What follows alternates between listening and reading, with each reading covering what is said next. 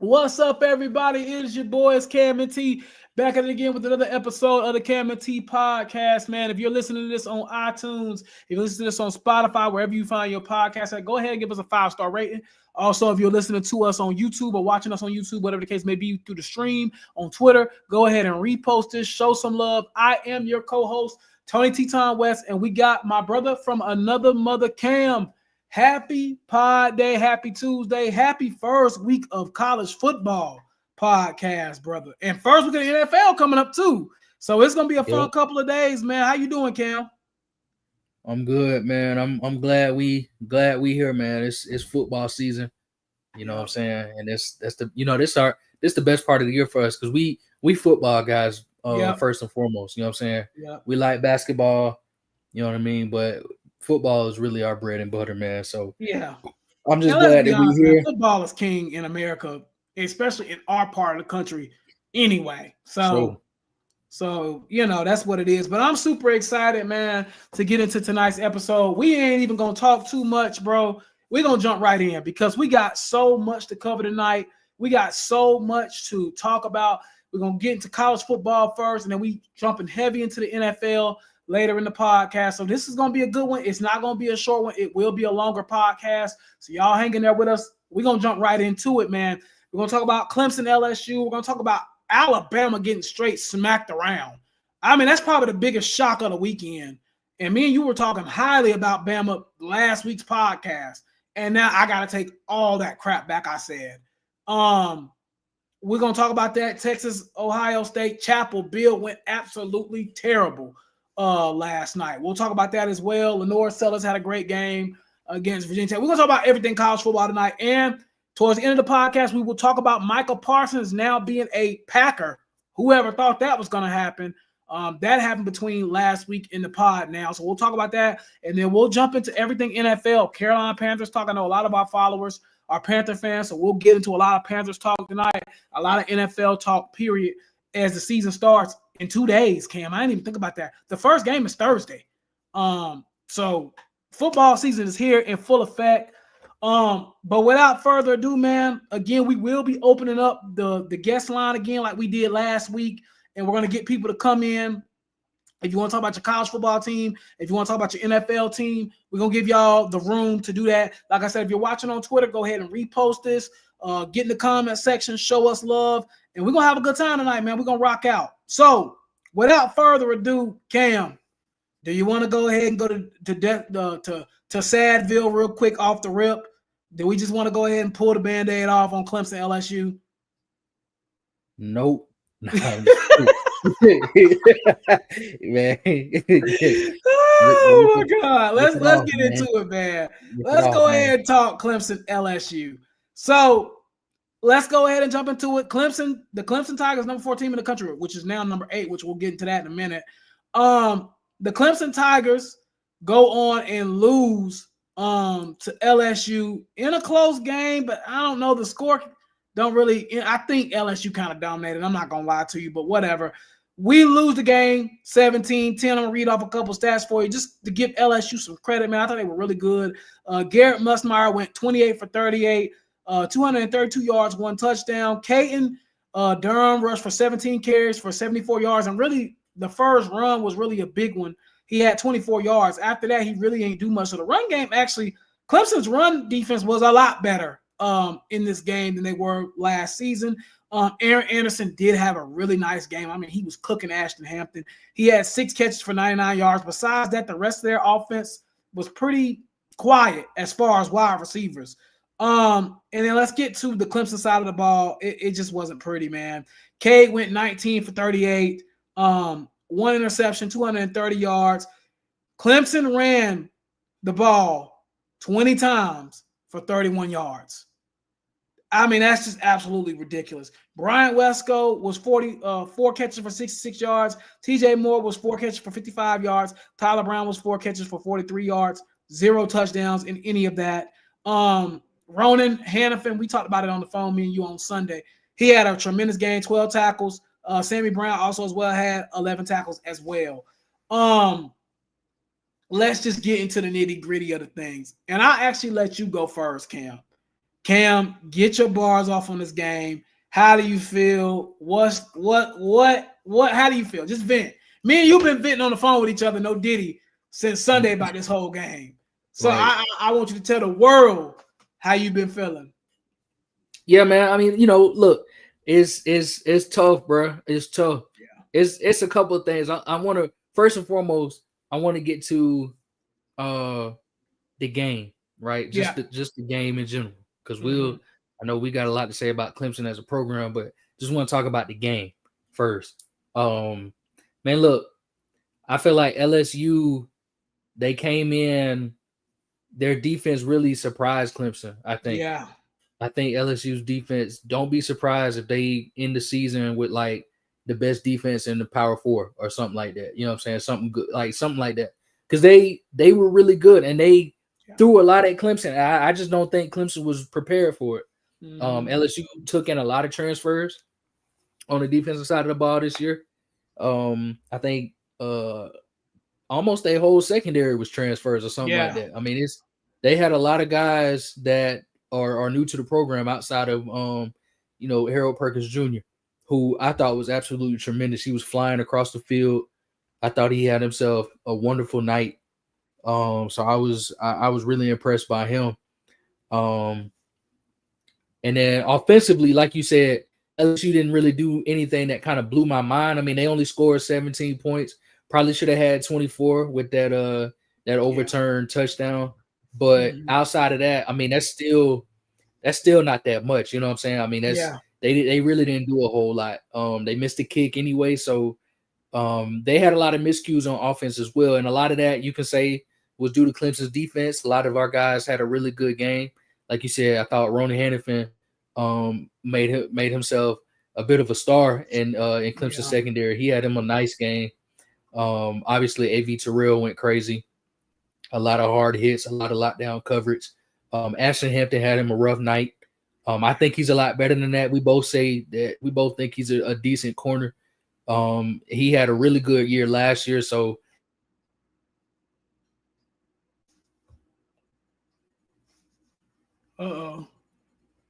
elite corner, gets beat. I mean, AJ Terrell got beat up in the national championship game real bad and still ended up a top 10 NFL draft pick. So I'm not gonna be too hard on Hampton, but he need to cut down on the penalties though, more than anything, because that was bad. Yeah. And then again, you talked about it, and I'm gonna let you get your bars off on 17. But I thought 47 had himself a hell of a game as well. Sammy Brown. Yeah, for sure. Yeah, Khalil Barnes had him a nice game. Is he all right? Did he come back into the game after he? No, Khalil Barnes is facing a hamstring injury that he's really been facing this whole summer. So I don't know, I don't really know how long he's going to be out. That could be a prolonged thing, but go ahead though. Season, yeah, shut him down for a couple of games. Let him get right. Yeah, because it's we don't want him to, because hamstrings, isn't that what turned into the Achilles, bro? Yeah, we don't want that. So shut down Khalil Barnes for a couple of games. Let him get his body right. But we'll see. But we'll see from there. But offensively, that's really what I want to spend the majority of my time talking about, because that's the side of the ball where Clemson should be among the best in the country. There's no excuses. It don't matter what defense that we're facing. Clemson should be among the best offenses in the country. You got who everybody thought was the best quarterback returning in Cade Klubnik. You got what a lot of people thought was the deepest wide receiving core in the country with Wesco Jr., Williams, Moore, Brown. You know what I'm saying? Tight ends looked really good in my opinion during this game, and I thought I think we knew that they would be pretty deep this year at tight end. Offensive line returned, I think 4 starters. 4 out of 5 starters, is that right? Yeah. So yeah, I mean, there should have been there really shouldn't have been no issue other than the run game with Clemson.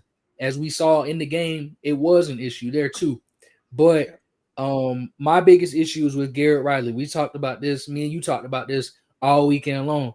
Garrett Riley, man, you gotta stop this, man. You gotta do something, man. You gotta do something. And I don't know I really don't know what it is. So I was looking it up earlier when me and you talked about Billy Napier being a former Clemson staff member. I was looking it up earlier. There are like 6 different coordinators on Clemson's team right now that all apparently have a say in the offense. I don't know how that works. Apparently there's like Garrett Riley's the offensive coordinator, but apparently he has like 2 co-coordinators under him. Okay. And then on defense, obviously we got Tom Allen, but he has another co-coordinator under him as well. And not just and I'm not just saying like they're assistant coaches, but it says they're listed as co-coordinators. Right. So I don't know if there's just too many heads in the, you know what I'm saying, in the coordinating space, because it really should just be 1 and 1. You know what I'm saying? I think Clemson got lucky when we had Tony Elliott and Jeff Scott co-coordinating because they worked pretty well together. But I think that overall, it needs to be one man calling the plays. I don't know if it's Dabo. I don't know if it's Garrett Riley. But whoever it is, they might need to give it to the other person because that didn't look good on Saturday. Yeah. That right there. Look, bro. The plays that they called, the stuff that they did, it didn't work and they didn't adjust. Garrett Riley didn't pick up no blitzes. You know what I'm saying? I know we run a dirt raid or whatever he likes to call it. You know what I'm saying? I know we run that type of offense to where the quarterback has a lot of responsibilities at the line of scrimmage. But at some point, man, you got to adjust as a coach and say, look, man, Cage, you're not picking up these blitzes. Let me help you out. Let me do a little something and see if I can figure this out. You know what I'm saying? Because LSU was in the backfield all night, bro. Cade didn't have no and again, and I'm gonna get to Cade in a minute, but they was on him all night. Yeah. And as far as the run game goes, it wasn't working, but you don't abandon it completely. They had, if I got my math right, they had 9 carries. 9 of our 20 carries went to the running backs. So not even, and then 8 of them were from Cade Klubnik. All right. Now, obviously, a lot of those are probably sacks. You know what I'm saying? But Cade rushed 8 times for a yard. Adam Randall 5 times for 16 yards and a touchdown, which was a strong touchdown, might I add. Tyler Brown and TJ Moore both had a carry. And then Keith Adams Jr., who me and you said probably didn't really need to even be taking carries, had a carry, as well as David Ezio-Mume. So, I mean, this is, and then they didn't even start they 4 borderline 5-star running back in Gideon Davis, and they didn't even give him a shot in this game. No kind of burn. So this is going to be an issue. Had him out there blocking Harold Perkins, by the way. So this is, I'm sorry. Go ahead. This is just something that they have to work on. They have to try to build and establish some kind of run game. And I think the tools are there. I mean, I like what I saw from Adam Randall in that little bit. I thought he actually had a really good feel of the position. He didn't get a lot of yards because I just think LSU's defense was really stout. I wouldn't be surprised if he explodes against Troy because I thought he had really good vision. I thought he was really good out the backfield, even though we didn't really get him a lot of touches. But I think he had a reception or 2 in there. I thought he had and obviously being a converted wide receiver, he should be really good at that. But he had 2 receptions for 14 yards. So I thought he was really decent out of the backfield. But overall, man, Clemson just got to figure something out, man. The wide receivers weren't open. I don't want to blame it on those guys because I know there's a lot that goes into it. And the getting open is not just about are you faster than the other guy. It's not just about are your routes crisp. Sometimes it really is just a scheme. Sometimes it really is, is the defense, are they in position, right? And I believe that's what it was for a lot of this. So there's a lot. There's too much to say. You know what I'm saying? Because we could really go the whole episode talking about this game. Yeah. There's a lot. There really is a lot to say. But overall, I say all of that to say, and let me touch on Cade Klubnik too. Man, this was regression, man. Yeah. This didn't look good. Yeah. This didn't look good, bro. This reminded me of Duke Cade Klubnik. This reminded me of Georgia Cade Klubnik. And maybe he's just a stinker in the first game. You know what I'm saying? I don't know what to tell you. Maybe that's just his thing. Maybe he's not good against the SEC. I don't know. I really don't know what to tell you. You know what I'm saying? Because I saw a lot last year to where I was like, bro, he need to be invited to New York. You know what I'm saying? For the Heisman last year. But for some reason, against these big time opponents, it's just not, sometimes it's just not there. Now I do think he was pretty clutch because on the last drive he did make some throws, but it's like, bro, you can't wait till the end of the game to do this. You got to do this throughout the game. You know what I'm saying? And in this offense, you can't be no game manager, man. You got to be a game changer. And I believe he does have the skills for it, but he didn't show it against LSU like Garrett Nussmeier did.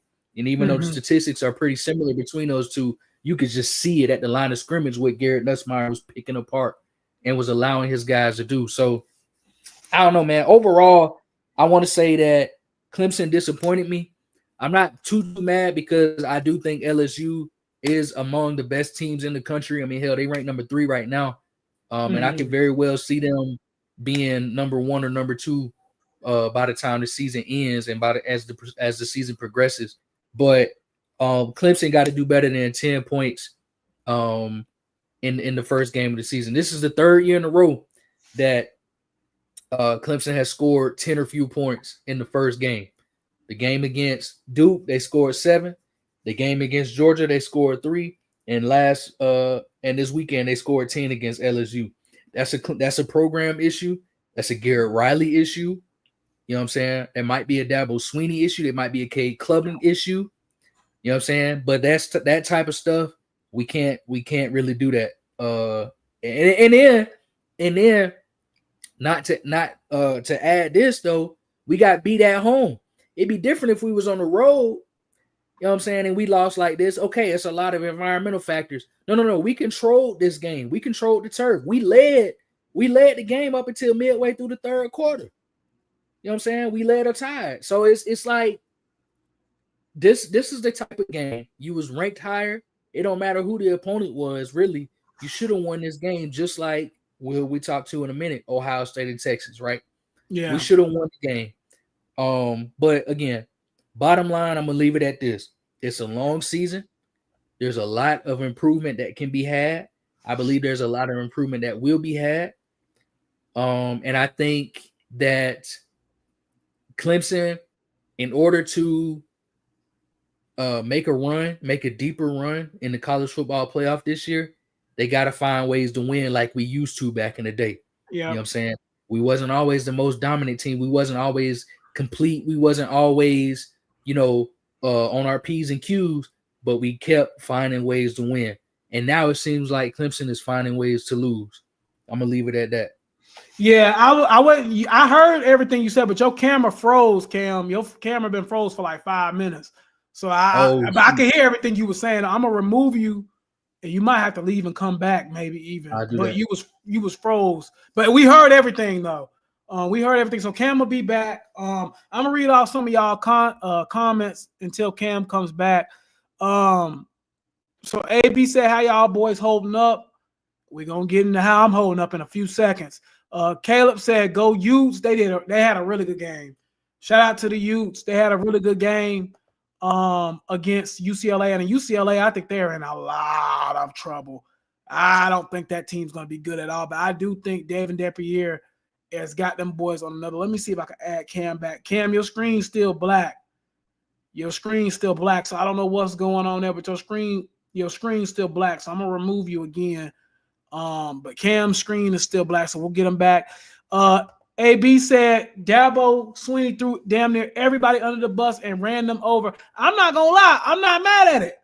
I'm not gonna lie. Today he was popping it. Dabo was popping it today, and I'm not mad at it, bro. Like I understand. AB said I ain't never seen him behave in that type of manner. Yeah, bro. Yeah, he was pissed. You could tell Dabo was heated today. He was pissed off. Wade Wood-ass, I got 3 words for you. CDL. Yeah, I'll get my bars off in a minute. Denzel said, I think this is when Cam was talking about Garrett Riley. Denzel said, remember who his brother is? That man with the visor is a fraud. Oh, weak. Camry 26 says there was a play where it would have been a 50-yard play to West Coast. Yep. Dabo talked about that today, where K and that was the read. You feel me? Don't tell me Clemson and back again. Let me see if Cam. Okay, Cam, are we back? No, Y'all should be. I'm still black. Your screen's still black, bro. We hear you fine. It's just your screen is black. Is everybody in the comments? Y'all, I'm black to y'all too. Because I know see AB everything. said you were, but I don't know if it still is. But you still black though. Yeah, everybody's saying yes in the comments. Hold on, let me. I'm gonna drop you and bring you back, and let me know when you get that up. Trevor says I have no faith in Cade if the game gets tight, and if Cade is struggling, I have no faith in Garrett Riley to adjust the game plan to help him out. They are both front runners and have no dog in them. Honestly, Trevor, it's hard to argue with you right now. I mean, we ain't seen nothing but that the last 2 years. Live from Carolina said, did you see the comments where Dabo said LSU? Yeah, I seen that. I don't know. Dabo, I thought that was kind of stupid. We got our ass beat. I mean, it is what it is. I don't know. I didn't really like that comment because I thought LSU really played good, like especially defensively. Ain't nothing about their defense was gonna get them no 68, or 65 or whatever he said. But I think Dabo was rage baiting them a little bit. I ain't gonna lie. That's just my personal opinion. I think he knew that was going. Dabo like to get up under people's skin and see that shit. So you feel me? I don't know. So I don't know.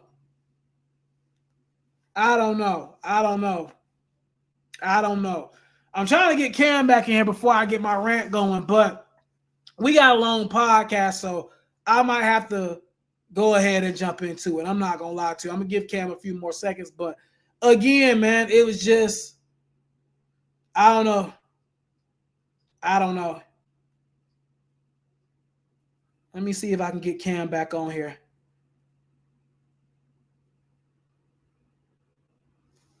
All right, we're trying to get Cam back on here. I'm going to go ahead and give my synopsis. We got 160 people in the building. Y'all go ahead and retweet this, show love. I'm going to go ahead and give my take on it. All right, and we'll get Cam back in here whenever we get Cam back in here. In my personal opinion, I think Clemson is the new Oklahoma. I've been saying this for the last couple of years now. Clemson is a good program who's going to be decent. They're going to win 9 or 10 games. That's about it. And I thought this year was going to be different, but it won't be. We have went now 0-4 in the last 4 games against the SEC. We are now 1-3, I believe, at home in the last 4. I think we just have to accept that Clemson is just a good team, not a great team. I think Clemson will be a 10-win team that'll win 10 games, 9 games, find themselves in Charlotte, and that's about it. And I think that's where I'm at with it now. And I talked to Cam about this on Sunday when we spoke. So he's already heard the spiel. Clemson fans have to do 2 things. This is your decision. Either A, accept the fact that you are going to be 9-3 every year, 10-2 every year in the ACC championship, and then kicked out week 1 of the playoffs. So either accept that, A, I'm okay with that, or B, somebody got to be held to the fire and saying, no, I'm not okay with that. I'm not okay with that at Clemson. Obviously, I'm on the second side of the fence. I'm not okay with that. And let me make this clear. I'm not calling for Dabo's job. I done went down that path before. We was 4-4. I was calling for his job then. I'm not calling for it now. But there has to be some type of change that happens. There we go. We got Cam back. I see you, Cam. I see you now. Cam, say something real quick just to make sure we can hear you. Yep, you good. All right. Now let me get back to my soliloquy. What I was saying was, Cam, me and you already talked about this on the phone. Go ahead. Hold on. My bad. Before you finish, I want to somebody said something earlier that about what AB said. He said something about Dabo throwing everybody under the bus. Yeah. I just wanted to talk about your point because I did hear what you said before I left. As he should. That's all I wanted to say. Yeah. As he should. Yeah, I wasn't mad at Dabo throwing people under the bus. I'm not gonna lie, because I felt like he was the defender of DJU too fucking long when that was going on. Excuse my language. He was the defender of Cade too long. To be quite frank, the mistakes Cade was making on Saturday were freshman, rookie, I'll be honest. I think CJ Carr played better than him. Bro, we're gonna talk about. We're gonna get into that game in a minute. I thought K was one of the worst quarterbacks of the weekend. I'm gonna be honest with you. Out of the big games, I thought Sam played better than him. Arch even low key might have played better than him. I'm not even gonna lie. Like I thought Cade was very disappointing. But let me get back to what I was saying. And Cam already told you about this on the phone this weekend. I think Clemson's the new Oklahoma. What Oklahoma was at the end of their Big 12 term when they was getting like 9-10 wins a year, but wasn't really winning anything of importance. I think that's what Clemson is now. And like I said, you either have to accept that or say this ain't gonna work and we need a change.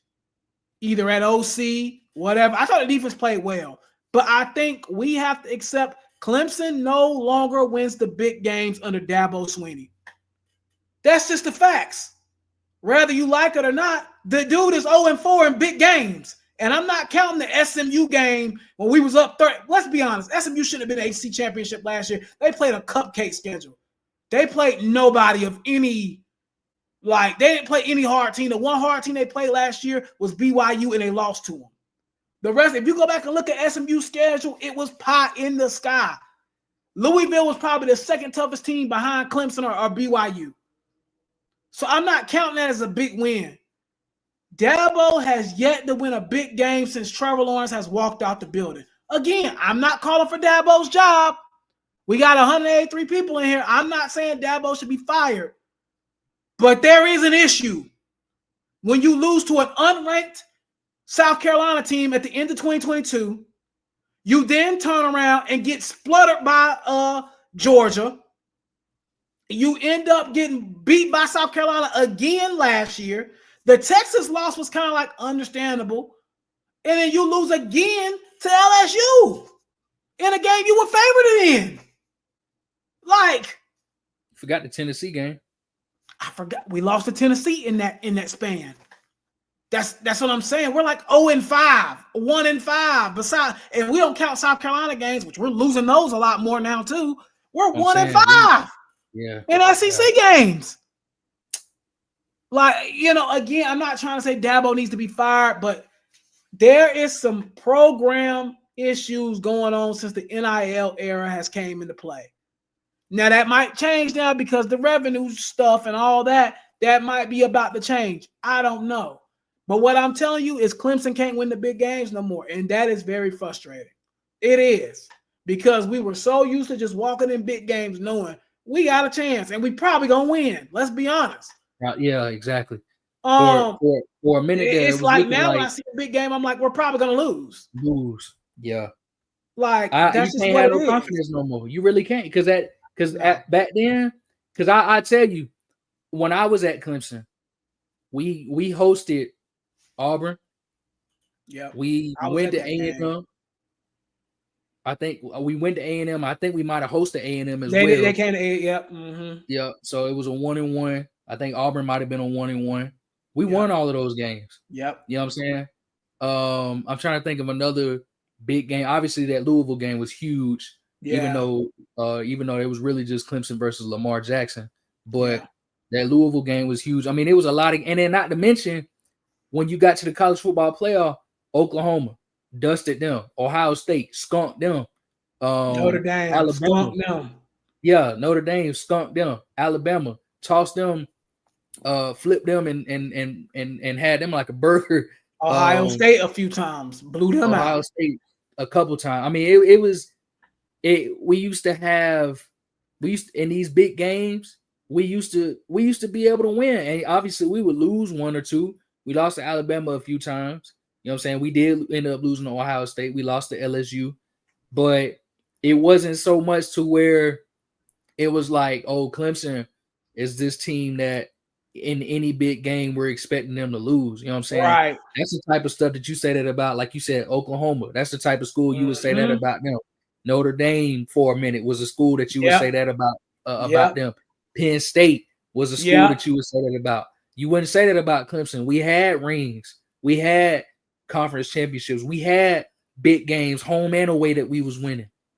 But now, like you said, we done got to the point where ever since Trevor Lawrence walked out that building, you know what I'm saying, We done lost when Trevor Lawrence was even hurt that year. It was a close game against Notre Dame, but we lost it, I think, right? Yeah. It was a close game. The following year, we lost to Georgia 10-3. And the funny thing is, a lot of these games be close. Yeah. You know what I'm saying? And it make you think like Trevor Lawrence would have won this game. Freakman Watson would have won this game. Travis Etienne would have won this game. Yeah. You know what I'm saying? But it's like it's like you said, it's a program issue. Yeah. You know what I mean? It's a program issue. Something got to give. And I think, again, there's room for improvement. But once again, like you said, this is a pattern. Yeah, that keeps happening over and over. And that was another thing that was pissing me off. Not to cut you off. A lot of Clemson fans kept saying, "Oh, it's just one game. Oh, it's just the first game of the season." Dude, it's been the one game for the last 5 years. Every big game we play in, y'all are always saying it's just one game. At some point, it ain't just one game. This is a pattern. We're seeing 4 or 5 years straight of anytime Clemson lines up with a big boy program, they fall right on their damn faces. This is 4 or 5 years in a row. Like it's at some point, it's not just one game, bro. This is Clemson. This is who they are. I mean, like they as not a program lately. They're not protecting home field, like you said. I mean, you talk about this on the phone. We've lost 2 games. We have not lost 2 games back to back in Death Valley since 2008, since Dabo got there. We've done it already in this season. Last year against South Carolina, and then again against LSU. Again, we haven't beaten, and somebody in the comments just said, we haven't beaten a good team since 2019, Ohio State, and that's probably correct. That's probably the last time we beat a really good team. That's it. Yeah. I think if I had to say 2 teams since then that was decent. Obviously, that Notre Dame team was fine. In 23. Yeah. But see, we was 4-4, so that game didn't even matter for real. We was 4-4. It was already out the mix. But I think people don't sleep on that Florida State team that we beat down in Tallahassee that year too, because that was before they went on that crazy run. Yeah. You know what I'm saying? But it was right after that. That's what that game, it kicked off for them. But see, for us, it seemed like we've been ever since then. You know what I mean? Obviously, they went up and straight back down, but they going back. We got to get into them in a few minutes because we already 32 minutes in and we ain't even got out of the Clemson segment. But I'm going to make this quick because I've been ranting and venting on Twitter all weekend, so y'all about know how I feel.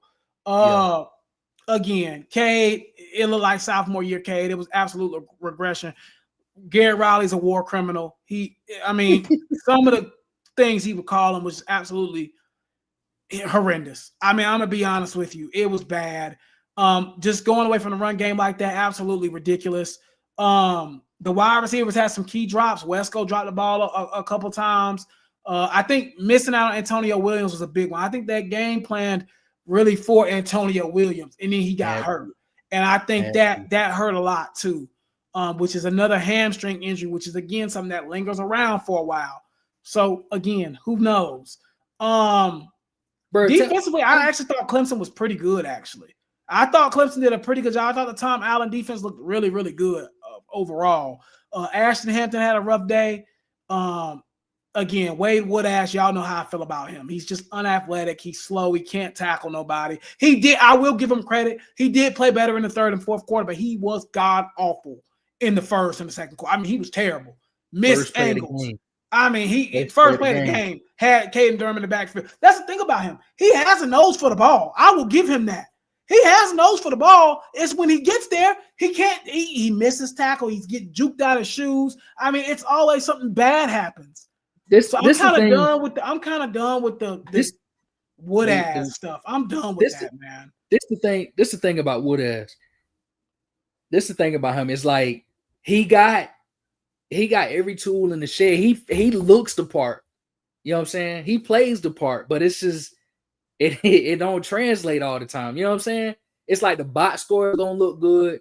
The what they call them, the intangibles look great, but when you actually watch the game, I mean, he had him a rough one, man. Yeah. You know what I'm saying? I think he got benched, you said, for a second. He did. They took him out. They took him out for Kobe McLeod for a couple of plays. And I was like, oh, thank God. And the defense got better almost immediately. And as soon as Wade Woodass came back in, they busted a 7-yard run on us. Like, it was like clockwork. And I'm not going to lie. Peter Woods and Tamarion Parker, where the fuck were y'all? I'm serious. Where the hell were y'all at? I mean, it was ghost town. Y'all talking about y'all top 5 picks, and y'all were Ghostville against a pretty young O-line. Where were y'all at? I mean, again, I'm not trying to be rude, but like TJ Parker and Peter Woods, I didn't hear their name called once. I think I heard TJ Parker get 1 tackle and Woods might have got 1. Now, I'll give Woods a little bit of slack because he was getting double teamed a lot. And I think I want to give credit to Stephen Green, too. He was really good, number 90. He was really good. And I thought Jaheim Lawson and Will Helt was pretty good, too. But Parker and Woods, I didn't see no pressure from them guys. Somebody said Cade Denoff been rushing the passer for 3 years and still ain't got to him yet. Don't even get me started on Cade Denoff. He should, again, man, it's certain players that should not be seeing the field in these big games. Why the hell, God, forgive me, I'm sorry, God. Why is Keith Adams getting carries against LSU when you have a 5-star running back you just got? You got him blocking Harold Perkins as a freshman in his first snap. Dabo and Riley, are y'all fucking serious? God, forgive me. I'm sorry, Mama and Daddy. Are y'all serious? You got a 5-star freshman running back, and his first assignment is blocking Harold Perkins. Garrett Riley is a war criminal. That's the 5-star rookie running back. His first assignment is blocking Harold Perkins. And you're handing off the ball to Keith Adams, who shouldn't even be at Clemson. The only reason he's there is because his father played there. Like, come on, dog. Like, we got it. Like, I'm sorry. I'm pissed just thinking about it, bro. Like, Garrett Riley and Dabo Swinney are war criminals for what they did on Saturday night. No tight end. Let me get one more thing off, and then I'll move on after this. Why the absolute? You want to know when Cade threw that interception? Guess who he was trying to throw the ball to? Guess who? Let me pick up this goddamn mic. Guess who he was trying to throw the ball to? Cole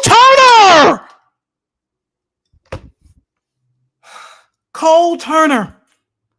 Cole Turner. When you have a Tristan Smith that you just got out the portal, he ain't even forcing the ball to Cole freaking Turner.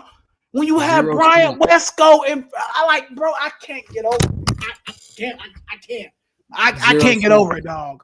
Zero snaps for Tristan Smith, bro. Zero snaps for Tristan Smith, but you had to get Cole Turner his 9 snaps. Come on, Dabo. I can't do it with this team sometime, bro. I'm sorry, bro. They don't make no sense. Let me ask you this, bro. Yeah. If I say, is it crazy for me to say that these Clemson guys, they soft, bro? Is that crazy for me to say? No, not at all. And what I mean by soft is, I feel like Clemson on paper, it seemed like every athlete that we got on paper, they looked the part. I mean, they're massive. They're fast. I mean, they got every tool in the shed, but they don't use half of them. And I don't understand it. You know what I'm saying? It's like we said this to me. We say this all the time. Like we talked about like Miles Murphy, for example, when he was at Clemson. Miles Murphy was a guy who me and you both were lower on than the consensus. We were like, what are y'all seeing out of this dude? He checked. He got all the physical intangibles. He fast, he's strong, he big. You know what I'm saying? He looked good every now and then. But if you actually watch the plays, it seemed like he was barely out there. It was like, yeah, Miles Murphy is good, but is he like NFL good? We didn't think that. I mean, we thought he might be decent, but we didn't think he was worth a first-round pick. No.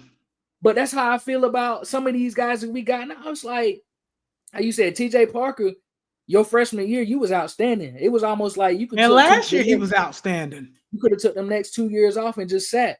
But if you're gonna come out like that, then yeah, we gonna drop you down in the draft. That's why guys like Brian Brzee, who in my opinion should have been the first defensive tackle or second defensive tackle taken that year, got drafted right after Miles Murphy or something like that.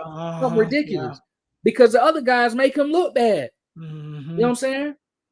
Same thing with P. Wu and TJ Parker now. It's like, bro, what are you doing? Where was you at, TJ? Like you absolutely disappeared like Brian Burns, like we were saying with the Panthers. Disappeared in October. You know what I'm saying? August and September, he looked like one of the best edge rushers in the league, but in October, you don't see him for the rest of the season. And then Peter Woods, I think Peter Woods, like you said, he was getting double teamed. He had now on film. There was a lot to like for Peter Woods. Now, it was. Obviously, it's not going to translate to winning sacks and tackles for loss. Right. It didn't look. You know what I'm saying? It's harder to tell, but on film, I mean, he was getting back there. It was just he wasn't closing. You know what I'm saying? He wasn't closing. I think Dabo had said something like that today too, pretty much. Like he was getting back there, but he wasn't closing. Let's move on from this Clemson game because we've been on this for 40 minutes and we still got a lot to talk about. Obviously disappointing effort, offensively mainly. You know, again. Oh, and before we move on, real quick, we lucky to be at number 8 because I thought they was gonna drop us a little bit further. I didn't think they were. I think playing in those big games like that early in the season, I think you're kind of get rewarded for it, honestly. Which you should. I mean, and Clemson didn't get blowed out. They didn't get blowed out. If they would have got blown out, then I would have understood. But they didn't get blown out. It was a 7-point game. At worst, would have been 14 points if they would have called that a touchdown, which I thought it should have been a touchdown personally. But the same call happened in the South Carolina game the next day, and they said it was a drop. So I don't know. That's another little stupid thing. I feel like once the ball crossed the plane, who cares? That should be it, man. I mean, that should be it. And that's coming from a Clemson fan. I don't really get that whole thing. But anyway. Dez caught it, bro. I think it's a catch. But anyway, we already 40 minutes in and we ain't even got to NFL and none of that yet. So let's move forward. Alabama's in a lot of trouble, Cam. I think Alabama's season might be cooked already. I know it's overreaction Tuesday. Alabama just does not look good, bro. Alabama got absolutely slapped around. They got beat 31-17, but that game was not that close. I'm talking about Alabama got straight manhandled by Florida State. And this is probably the most shocking, result of the weekend. Ty Simpson was absolutely god-awful. 23 for 43, 254 yards, 2 touchdowns, 0 picks, but he was terrible. Dude, they were running the ball just as bad as Clemson. They did run the ball more. They did run the ball 29 times. They only had 87 yards on 29 carries, which is not good at all. Now, Bernard had a pretty decent game. He was 8 for 146. But again, let's talk about Florida State, man. Castellano only threw the ball 14 times, bro, and had 152 yards. But he ran the ball 16 times and had 78 yards on a touchdown. That Danzy dude was absolutely incredible. He had 3 carries for 56 yards on a touchdown. The freshman running back, I can't even say his last name. It's like Kramara or something like that. He had 7 carries for 31 yards. And Jalen Lucas had 2 catches for 60 yards. But again, Cam, I think Bama is in a crap ton of trouble. I think they win like 8 games this year, bro. Like, I think it's one of them type seasons where they might win like 7, 8 games. They still got to play LSU. They still got to play Auburn, who looked pretty good on Friday. They still got to play Texas, I believe. They still got do they play? They might play Texas this year. I don't know if they do or not. They still got to play Georgia. I know for a fact they got to play Georgia. Yeah. South Carolina. They got South Carolina, bro. At South Carolina, dude. I don't know if they win any of those games I just named off. I'm so serious. Like right now, if I had to choose right now, I think South Carolina's an L for them. I think Georgia's an L for them. Do they play Florida this season? Check. AB, do they play Florida this season? I wouldn't even be surprised. That game's at the Swamp. I would even throw an L on that as well. Pull up Alabama's schedule real quick. I got it. Okay, who they got this season? Doing it right now. They got well, come on, ESPN. See when you need it. Okay, here we go. So this weekend they got ULL. I got it right here. I got it. So they got Louisiana Monroe. They should win that game. They got Wisconsin next weekend. I don't know how good Wisconsin is. We won't really know, but that ain't a game I'm thinking Alabama just walking in there blowing them out. If they play like what I just seen on Saturday. Then they got Georgia at Georgia. I 100% think that's an L. They play Vandy at home. I think they'll probably get back from last year on Vandy. Then they play Missouri. I don't know much about Missouri this season, so I kind of wanted that play out. And I think their quarterback got hurt in the first game. Then they got Tennessee, which is another one that looked really good this weekend. So I don't know. Then they got South Carolina at South Carolina. I think that's an L. Then they play LSU. I think that's an L. Then they play Oklahoma. That's a toss-up game. But last year, Oklahoma beat the brakes off them. So it could potentially happen again this year. Then they play East Illinois, and then they play Auburn at Auburn in the Plains. Dude, they might lose like 4 of those games. I'm dead serious. Like out of the Auburn, Oklahoma, LSU, Alabama, Tennessee, Georgia, out of those 6 games, I think they're losing 4 of them.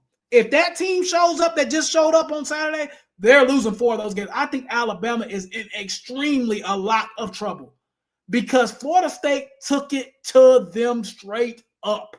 They were the better team. They out-physicaled them. They pushed them the hell around. And it wouldn't surprise me at all if Bama loses like 5 games this year. I'm so serious. I don't see it with them, bro. They do not look good, and it's not just the quarterback. They just look soft. I mean, I'm just being flat out honest. You know, we've ragged on Florida State a lot. I got to give them credit. They knocked them boys flat around. And I was impressed with what I seen with Florida State. I think Alabama's in a lot of trouble, though. And I know we hyped them up last week. I do not feel good about hyping them up. I'm doing the absolute opposite this week. Yeah, I think Alabama's cooked. I'm going to be honest with you. That's all I got on them. Yeah, nah.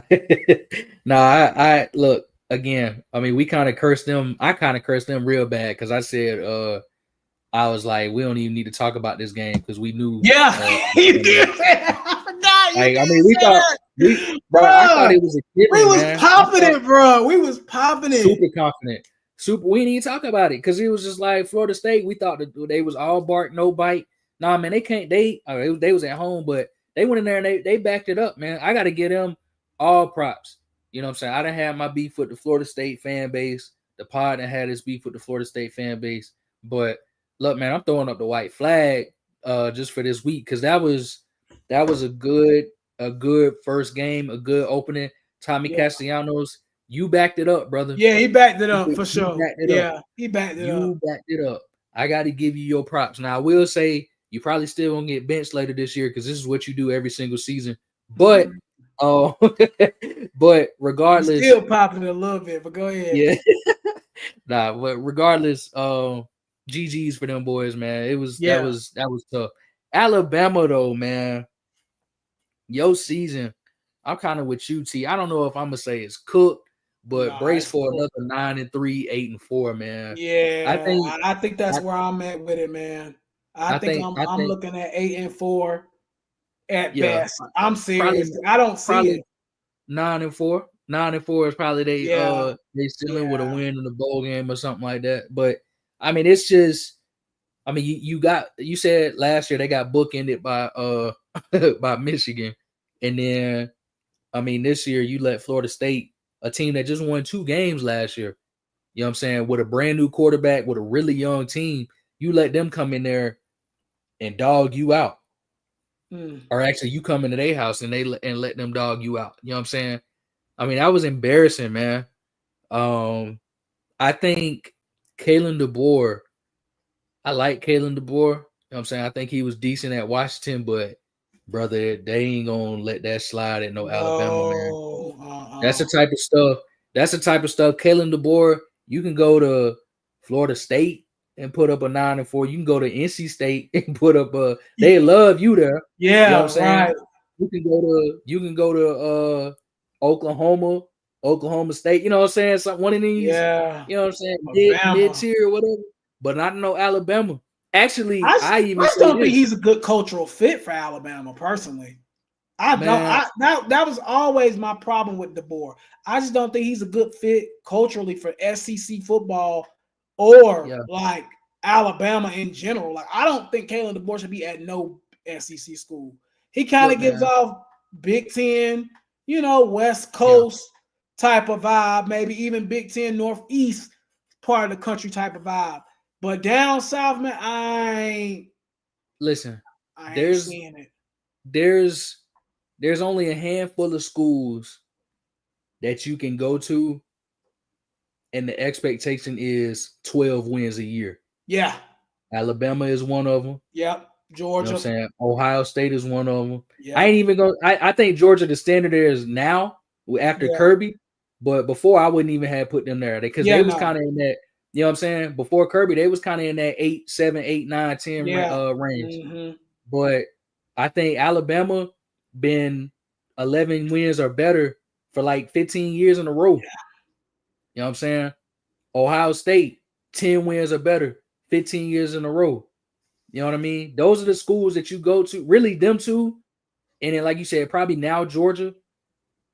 But you can't bring that 8-4, 9, because 8-4 to Alabama is pretty much what 4-8 would be like anywhere else. Yeah. You know what I'm saying? Yeah, they ain't playing that. They ain't playing that. Right.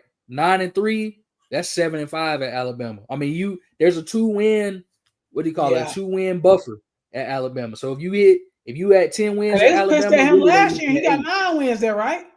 He got 9. So last year, Alabama was thinking they went at 7-5. 7-5, yeah. You know what I'm saying? And since he lost the bowl game, it's really 7-6. You know? So that's what Alabama looking like, man. They don't like that, man. No. You know what I'm saying? If you hit 12, if you hit 9 wins at Alabama, they fans really feel like you hit 7. And that ain't good enough. No. If they miss out on playoffs again, it could be a problem for him. And bro, you know, and the funny thing is, it's sad because it's his first year there. You know what I'm saying? Last year was his first year there, yeah. Yeah, last year was his first year there. They lost some people in the transfer portal. Mm-hmm. You know what I'm saying? Obviously, Nick Saban is no longer there, so that might affect how recruits view Alabama now. I mean, he deserves he absolutely deserves any head coach in their first couple of years. They deserve grace. You know what I'm saying? Yeah. But at Alabama, they're not going to give it to you, bro. Yeah, you ain't getting that. Mm-hmm. Especially coming right after Saban. That's why I thought whoever took that job was set up to be cooked. Yeah. That's what I'm saying. I'm going to be honest with you. It's really, I can only, in my opinion, it's really only like 3-4 head coaches in college football active right now that probably could have filled them Saban shoes and maybe kept the ship running. I think Kirby Smart would have did a fantastic job. Yeah. Obviously, I think he's, the best in the game right now. Obviously, we love Dabo. I think Dabo would have been fine. He would have had the pressure would have been on, but I think he wouldn't have been able to do that stuff he's doing at Clemson. You know what I'm saying? And I think 2 other guys that would have had a shot. I think Ryan Day and James Franklin are 2 other guys that I like that I think probably would have at least took the job serious at Alabama is what I'm saying. Mm-hmm. But Caleb DeBoer, man, this ain't good enough for them guys, man. No. This ain't good enough. At Alabama, you got to be in the mix with those 4 guys that I just named. Yeah. And you ain't. So, but long season. Yeah, long season, but it ain't looking good for them. Let's move on to I want to talk a little bit about quickly because we already 53 minutes in. Let's talk Miami and Notre Dame real quickly. I thought both of these teams played really well in this game. I thought CJ Carr, which we talked about a little bit earlier, I thought he actually did pretty good for a freshman starting his first game. I thought he did a really good job. I thought Carson Beck looked kind of more like Georgia Carson Beck the first year he started at Georgia.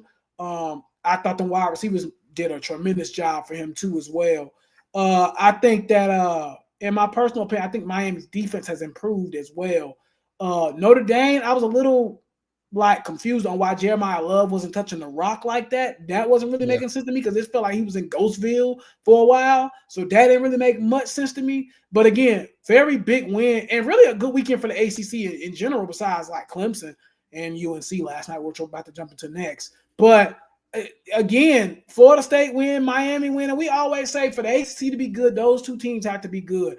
And it wouldn't surprise me if we're seeing like 3 top 10 teams from the ACC when November comes. Like if it's Clemson, Florida State, and Miami, it would not surprise me at all. I think all 3 of those teams could be legitimately good, at least in the ACC. And that's a big win. That's a huge win for Miami as a program. But that's really all I got on that game. Really big win for them. Yeah, I thought it was a great game too. I thought CJ Carr had himself a strong debut. Yep. I was really impressed with him. And I know we probably won't talk about Texas Ohio State, but I did want to say I was pretty Oh, we're gonna impressed jump with into them. them real quickly too Okay, next. Yeah. cool. But yeah, I thought CJ Carr. I ain't gonna lie, man. I saw some things out of CJ Carr. I was like, man, hold up, bro. He can Like move too, man. He can move. Bro, they was talking about, is he Riley Leonard? Because a lot of people were he saying can that he move a couldn't little bit. move like that, but he was moving, man. I was Yeah. impressed. I thought he had a really nice. His touchdown was a no look. I don't think a lot of people noticed that, but I did. yeah, that was a no look pass, and that was a rollout no look. That was insane. Like that's like NFL Matthew Stafford type stuff. I mean, he was looking off safeties, and you know what I'm saying. I thought that was incredible. And in Miami. What's that boy name? Number 10, Malachi. Malachi Tony was going crazy. Man, he only 17 years old. That boy was going crazy, bro. That's a true freshman going crazy like that, man. So look, man, both of these teams, good game. I'm excited to see where they go. I don't think either one of these teams should leave with their head hanging down. No, honestly, not at all. And Notre Dame really shouldn't, because I mean, first and foremost, what I'm saying. I don't think they should either. You was on the road. You got a young quarterback. I mean, there's a lot to like. There's a lot to build on, and there was improvement. You didn't look bad. That's the thing about it. If you don't look bad, then you should hold your head up really high in terms of the rest of the season, because you never know. You might mess around and get a chance to face off against a Miami again, and you can get your lick back. You know what I'm saying? Yeah. And as for Miami, like you said, that's a big program win that lets you know that last year, at least based off of week 1, that you can build upon what you did with Cam Ward last year, and you can keep the ship rolling with Carson Beck. So I thought it was a really good game for both programs. Yeah, I agree. Let's talk Ohio State, Texas shortly, real quickly too, man. We spent so much time on the Clemson game, but this was another good, solid defensive game. Arch Manning struggled in this game, but he did kind of get it going late in the fourth. I was kind of impressed with what he was doing, like down the line in the fourth quarter. He started to kind of get it going, just it wasn't enough. He did struggle though. Don't get me wrong. I thought Julian Sand was pretty all right for it to be his first start in a big game like that. Ohio State defensively, I was very impressed with, because they lost so much in Cam. They look just as good as they did last year. Like they look just. I thought Texas defense did a good job too. I thought both of the defenses, who both lost a lot to the draft and graduation, I thought both of those defenses did a really good job. And again, I think Ohio State right now is probably the best team in the country. Again, I don't really see anybody besides. I think LSU can make a move on them. We'll see what Penn State does when they play them in a couple of months or in a couple of weeks or whatever. But again, I think Ohio State is again probably the best team in the country at this point, man. I think Texas is going to be good, but they still have a lot of work to do, mainly with Arch. And I think that's kind of where I'm at with it at this point. But that's pretty much all I got. It was a really good defensive game. Yeah, I thought I think the same thing, everything you said, I thought I 100% agree with. I think mechanically Arch was disappointing. His mechanics was terrible, bro. I mean, he was throwing off his back foot. I was really confused by all of that. And maybe, for Texas fans or people that actually, paid attention to them last year, maybe y'all saw that in the little bit that he played. I don't know. I thought he looked good. But I thought this week didn't run the ball much like I would expect them to. And again, Ohio State's defense. This one thing I do actually want to say before we move on. I'm going to leave it at that. A lot of people are already writing off Arch. We ain't got to do that, man. Not after game 1. No. Ohio State's he played arguably the best defense in the country. Like, that's the thing a lot of people don't understand. Like, every quarterback not going to look good against every team. No. You know what I mean? I mean, there are plenty of future NFL quarterbacks that got dominated. You know what I'm saying? Jalen Hurts, Clemson embarrassed him. Kyler Murray, Clemson embarrassed him. You know what I'm saying? I think we embarrassed Tua Tagovailoa too, didn't we? When he the quarterback that year? That national championship game, Yeah. I mean, a lot of these, it's and I'm talking, and the reason why I say that is because Clemson had the best defense in the country back then. So a lot of these teams, Tex or Arch, he might not look good against Georgia. He might not look good against they play Alabama, you said, right? Yep. No, they ain't got Alabama this year. But Texas? he played at Alabama. Yeah. Okay. If he played at Alabama, he might not look good against them. Oklahoma is another team. He might struggle against these teams. Yeah. You know what I'm saying? So I'm not gonna write him off based off of that because plus this is his first real year starting as well. Right. I mean, you come in. See, a lot of people talk about it. Quarterbacks actually perform better when they have pressure. A lot of quarterbacks do. A lot of college quarterbacks do.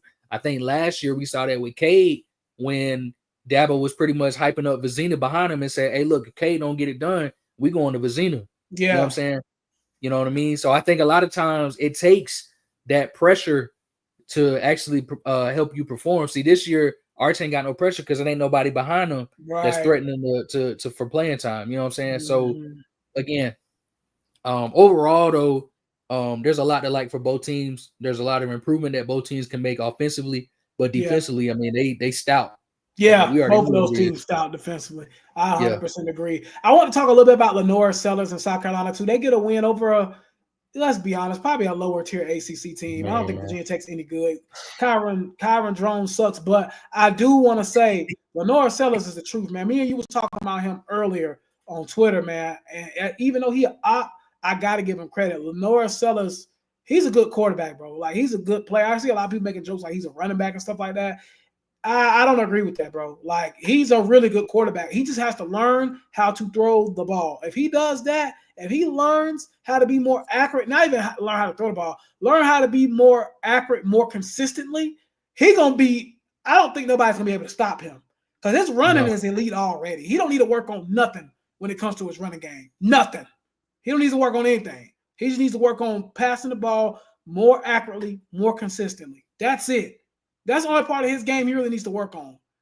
Besides that, Lenore Sellers, man, he's a super athlete. Me and you talked about Nick Harbor last week. He had a really good game as a wide receiver. We were just talking about, like, okay, this needs to be the time where things start to click at wide receiver. I mean, you were talking about that last week. And it seems like, again, it was Virginia Tech, so let's take it with a grain of salt. But it does seem like things are starting to click now for him at wide receiver as well. But I thought the defense looked really, really good too as well. I thought, with a lot of the transfer portal guys, I didn't know if South Carolina was going to be able to do it again, and it looks like they have. Like, they've done a really good job again on defense. So I was really impressed with South Carolina this weekend. Again, it is Virginia Tech, but I thought it was a pretty good game from them.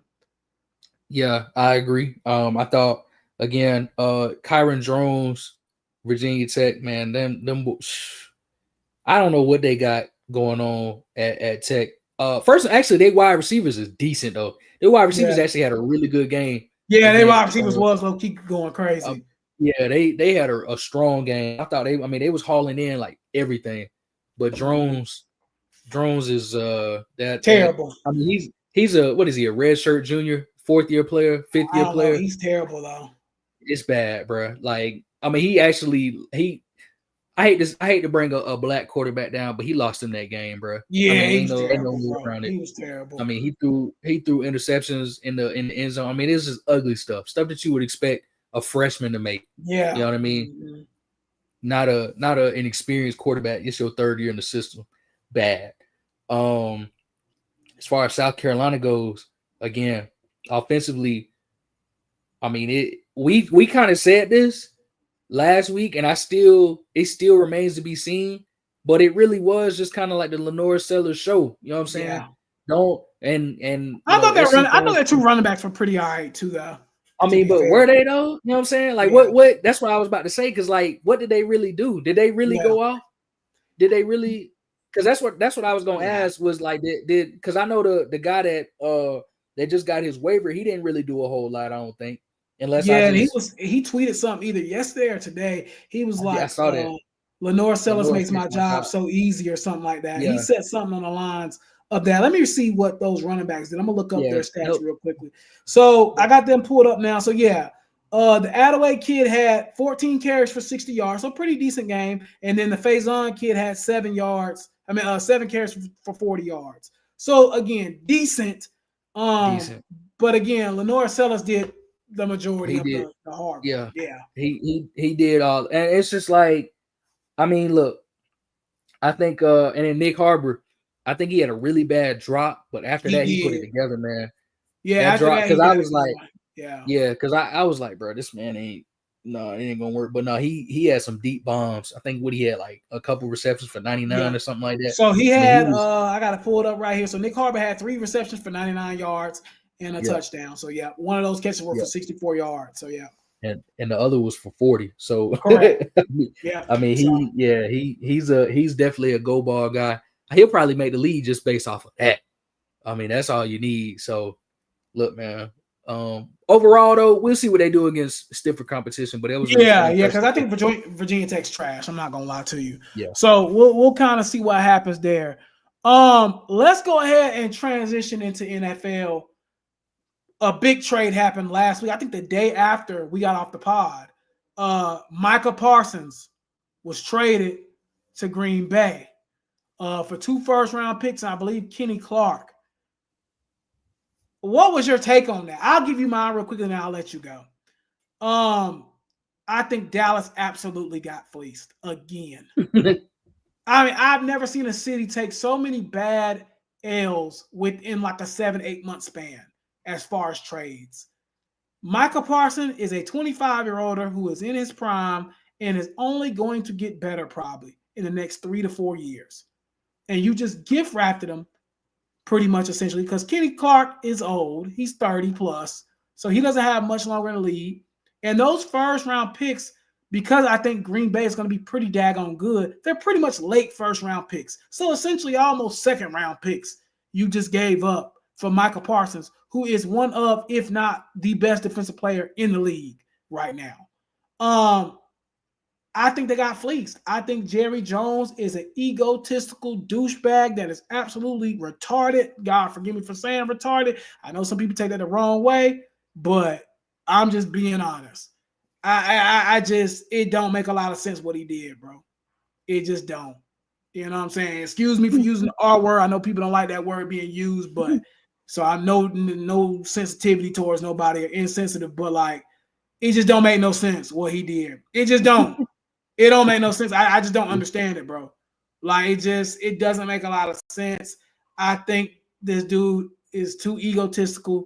He wants everything to be centered around him, and he wants all their success to be centered around him. So, in my personal opinion, I think Cowboys are low-key another franchise I think might be cooked for a while until he goes. I mean, I hate to be like that, but like somebody just said that in the comments. I still, like he low-key until he, goes under. I don't know if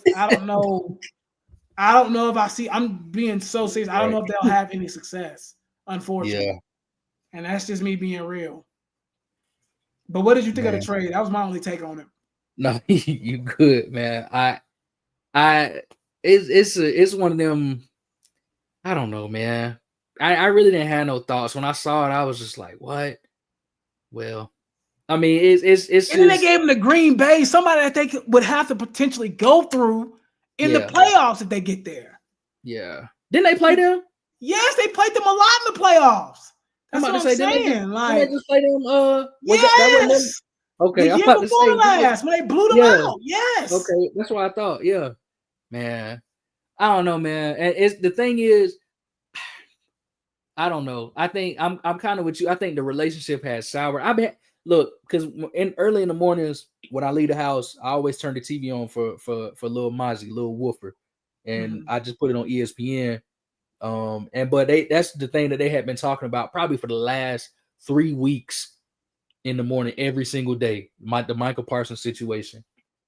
And I just heard a lot of what Jerry was saying and how the relationship had soured, how he thought that they had a deal negotiated, basically like a handshake deal or whatever. Jerry is an old ass man. Yeah, bro. Yeah. He's an old, like, you got to understand these kids. Michael Parsons was born in like 2000 or something like that, or maybe 98. He might be my age. I don't know. But actually, no, this is his first contract, right? So I think he was born in 2000. Yep. Michael Parsons is he's a young guy. You know what I'm saying? He don't do the era that he grew up in, the era that I grew up in, the era that you grew up in. We don't do no handshakes. No. You know what I'm saying? That ain't what we do. You gonna give me what I want. You gonna sign on the dotted line, and we gonna go from there. We're not gonna do no handshake deal.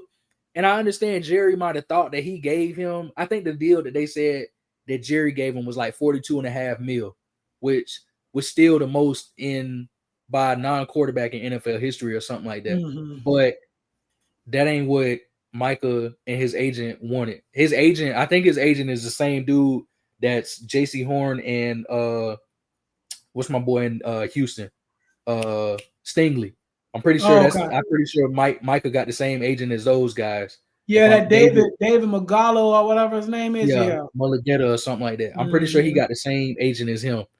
That dude ain't coming for nothing less than what he expect. You know what I'm saying? Correct. He trying to that dude resets the market. He breaks the market. That's what he wants. And so that's what he, because Micah, I'm pretty sure Micah was probably like, oh, you gonna make me the highest paid defensive player? Sure, yeah, I'll take that bag. That's fine. Right. They might have said that behind closed doors, but once his agent got word of that, he was like, oh nah, bro, Micah, you can get 47 mil. We can get you 47. And that's what he ended up doing with the Packers. I think the trade, I think it was a fleece. I 100% agree. Rashawn Gary, decent player, good Pro Bowl player, sure. But again, Jerry Jones, your explanation for it is, I just wanted to stop the run. Get out of here, bro. Get out of here. You know what I'm saying? That ain't what the fuck is you talking about? That's the same thing as Nico Harrison saying I wanted to play defense. But you got Luka Doncic. Who cares if you outscoring the other team more often than not? You know what I'm saying? Who cares? Same thing with the Cowboys. Who cares if you get into the quarterback, the most important position? Michael Parsons is handling that. He's eliminating quarterbacks, eliminating left tackles, right tackles. I mean, it's just ridiculous, man. I can't get down with it. Like you said, Jerry Jones, as a general manager, he's been really bad as of late. I feel like he builds good teams, but he can't keep them together. You know what I'm saying? He let Zeke go. He let Tony Pollard go, which I thought was stupid. He let Rico Dowdle go last year at running back. I mean, he can't keep a running back, and now he got a nasty, ugly running back by committee with Javonte Williams and Miles Sanders. That's not going to work out. No. He didn't renew Mike McCarthy's contract, which again, didn't think Mike McCarthy was that good, but you went to Brian Schittenheimer, bro. Yeah, that don't make no sense. Like, what are you talking about, man? You downgraded that coach. Downgraded, bro. You can't get a wide receiver 2 outside of CeeDee Lamb, even though y'all used to keep wide receivers. Now you can't see. Now you only got one. You know what I'm saying? I mean, it's ridiculous, bro. It makes no sense whatsoever. I mean, people laugh at the Cowboys, bro. As good as they are, because they still a decent team on paper. You know what I'm saying? But people laugh at them because it always falls apart because of Jerry's ego. Yep. That's pretty much it. I mean, I really can't disagree with anything you just said, man. Oh, they did get George Pickens, though. They did get George Pickens in the offseason. So they do got Pickens. They do got a decent wide receiver, too. I'll give them that. They do got a – I forgot about I mean, that's about one of the better wide receiver twos you can get. So they did. I will give them that. But, yeah, I mean, everything else, I 100% I forgot they got George Pickens. Yeah, they got Pickens. Yeah. Let's since we own the Cowboys – let's start hopping into some of these games for this week. And I'm going to open up the phone lines here in a minute and try to give everybody a few minutes here.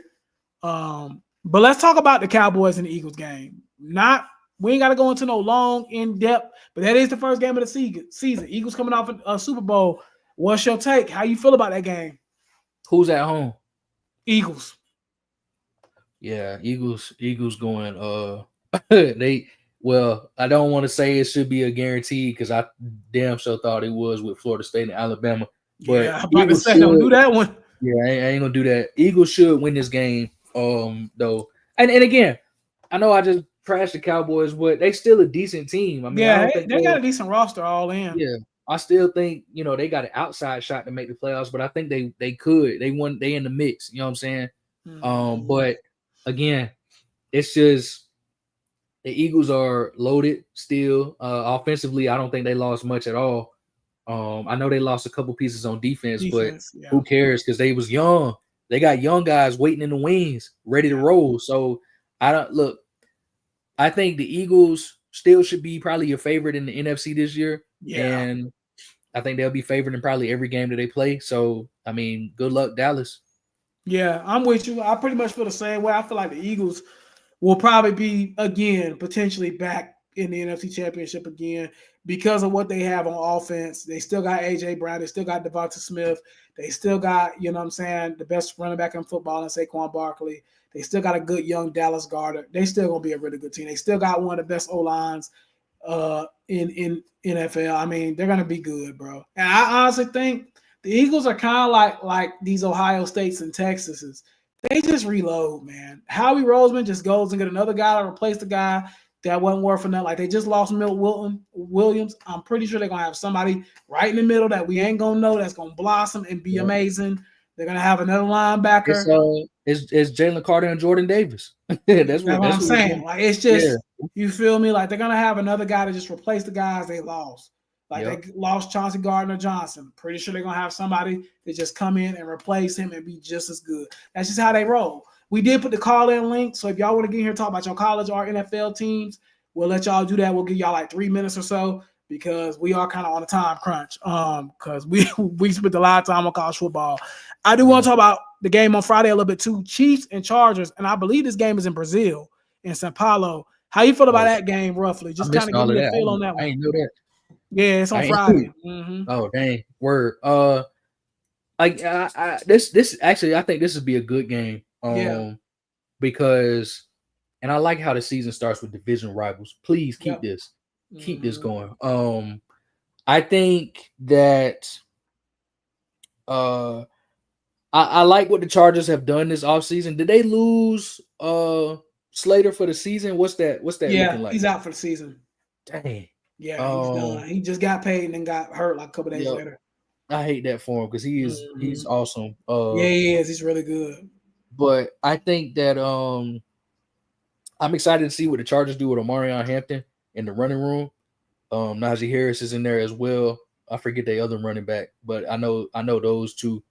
I'm excited to see Keenan Allen back with the Chargers, as well as Lad McConkey and QJ. We'll see what goes on there. And then obviously you got Justin Herbert. I think that for the Chargers, man, this is a game that kind of says, okay, if you come out and win this game, who's at home? Is it? You said it's in Brazil, right? Yeah, it's in Brazil. Yeah. So I think this is a good game for the Chargers because if you win this, I mean, this really sets your season in motion.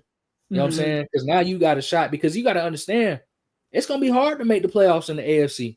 Yeah, you made it last year. 3 of y'all made it in the division last year, but there's no guarantee that's gonna happen again. So the Chargers, this is almost like, I hate to say it, but this is almost like a must-win game because at some point, the Chargers, I know this is just year 2 under Harbaugh, but still, at some point, the Chargers have to do something with Justin Herbert. Yeah, they have to make some kind of move. Yeah, he ain't got a playoff win yet. He ain't even got a playoff win yet. I was just talking about this online earlier. Joe Montana said the 4 quarterbacks that he want to start a franchise with. This Joe Montana said this. He said Josh Allen. He said Jalen Hurts. He said Justin Herbert. And he said Jaden Daniels. Those are the 4 that he said. He didn't say Pat. He didn't say Lamar. He didn't. No. He didn't say Jaden Daniels. He said Joe Burrow, Justin Herbert, Josh Allen, and Jalen Hurts. So he put, this is one of the greatest quarterbacks of all time, arguably your second or third best ever. Said Justin Herbert was a guy that he would start a franchise with. Yeah. But I'm trying to figure out why the fuck he said that when Justin Herbert ain't even won a playoff game yet. Ain't won a playoff game, yeah. So that's why I'm saying for a guy like Justin Herbert, you need to come out here and prove. You still got a lot to prove, in my opinion. Everybody crowning you. Yeah, he ain't won a playoff game. That's what I'm saying. Everybody eventually got to do something. Eventually, we got to see it. And I'm sorry. He kind of reminds, you know who he kind of reminds me of? I'm not trying to cut you off. He kind of reminds me of early Matthew Stafford. You remember when Matthew Stafford was in Detroit and he couldn't win crap? He kind of reminds me of that a little bit. Yep. But go ahead. I'm sorry. I didn't mean to cut you off. No, you're great. No, you good. You good. I would say the difference, though, is that whereas Matthew Stafford ain't have shit around him but Megatron, Justin Herbert done had decent defenses. Now, obviously, Brandon Staley was awful. That's the worst way to start your career because he was an awful head coach. But outside of that, now last year, y'all was strong. Y'all had a chance. This year, y'all looking even better. outside of the loss of Rashawn Slater and Joey Bosa on the other side of the ball. But this year, y'all should still be decent. You got to do something. Like we can't keep saying, well, he plays in the same division as Patrick Mahomes. We can't keep saying that. Yeah, that ain't no excuse because Broncos made it to the playoffs last year. Exactly. I mean, the Chargers did too, but still, I mean, we can't keep saying. But yeah, I get what you're saying. Yeah. Yeah, we can't keep saying. They eventually got to get a win, at least one win. My God. A win. I mean, you got to look, bro. If Hold you on, can who make did the Broncos play the playoffs last year? They played they beat somebody, didn't they, in the first game? So at least they got a win. So Bo Nix already got a win. Who did they play, in the bro? playoffs. They played who did they play? Did they play the? I don't know. I'll look it up. I'll look it up. It was the Chargers because he threw 4 picks against them, right? Let me look it up. Hold on. That's right. Yeah, it was the Chargers. I think because he threw 4 picks. Because the Ravens played the Steelers, the Chiefs played. No, the Chiefs was off. The Bills played the Texans or something, or was they off? Hold on, yeah, I'm about to look it up now. Yeah, no, they lost to Buffalo, bro. They lost to Buffalo last year. The Broncos lost to Buffalo. Yeah, that's right. I remember that. That's right. That's right. Yep. Yeah, I was about to say, hold on. I ain't think they won a game. Who did Herbert throw 4 picks against? That was Jacksonville the year before. No. Trevor threw. No, you're right. That was Trevor. Yeah. But he came back and won that game. He came back and won that game. But last year, Justin Herbert threw 4 picks in the playoffs. I got you. I'm looking it up right now. So last year, let me see. Go back. It had to be it was the Texans. It had to be the Texans then. Yep, it was. It was Texans. Yep. That's what I'm saying. It's stuff like that. 32-12. It's stuff like it's stuff like that you can't do. And I'm trying to figure out once again, and I know we spent a long time on this game, but I'm trying to figure out how the hell he didn't got crowned after some playoff appearances that have been less than stellar. But you got guys who done won MVP and still getting talked about for their playoff performance. And you know who I'm talking about when I say that. So we can move on. This I feel like Justin Herbert, and I like Herbert, but I do feel like Herbie get a little bit too much like free will. Like he don't get enough slander like for his lack of playoff success. And a lot of people gonna be like, oh, he plays for the Chargers. They're the West Coast Falcons. Like, nah, bro. If you that guy, at some point you gotta be that guy and get over the hump. At least get a playoff win. Joe Burrow took a team. Burrow beat Mahomes at Mahomes' crib, bro. Listen, man, he took a team that was like 3-13 to the Super Bowl 2 years later. We can't. Like that's. You know what I'm saying? Yeah, that's crazy. Let's move on, though. Let's move on. Let's talk about a team that's near and dear to our hearts. I'm not gonna go over every game. I'm just gonna go over kind of like the big ones, or the ones that we would have interest in. Panthers Jaguars on Sunday. What's your take? How you feel about it? I'm excited. Shout out to Hunter Renfrow. Apparently, he'll be starting that game. Yep, he's going to be starting the slot. They just put out the depth chart like 20 minutes ago while we was on the pod. Boom. So, shout out to him. I'm happy that we finally got a winner in the fucking building. But, listen, I think this should be a good game.